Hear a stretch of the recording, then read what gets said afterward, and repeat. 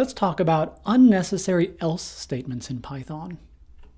This earliest date function uses the Python dateutil third-party library to return the earliest of two given date strings. Note that this function uses an if that returns and an else that also returns. We don't necessarily need this else. We could delete it and simply return from our function. But should we? Which way is better? I would actually prefer to leave this else statement. Why? Well, neither of these returns is really more important than the other. We're checking whether one date is less than the other. If it is, we return that date.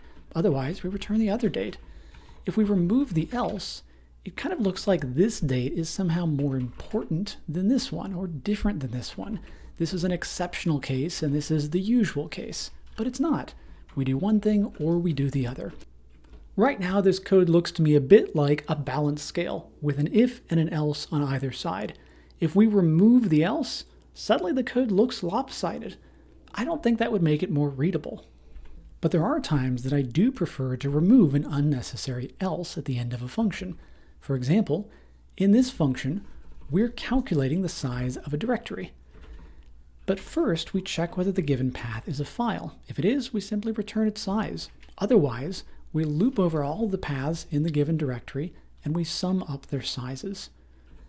Now, I would prefer to remove this else because this feels like the most important part of this function. This is simply a check at the beginning to see whether we've hit a base case, the easy case. I would rather remove the else in this case because even though we were returning in the if and returning in the else, the body of the if and the body of the else didn't feel balanced to begin with.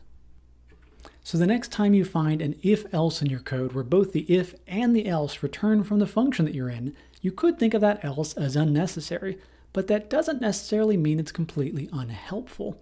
So before you remove that else statement, think about whether it makes your code more readable or not.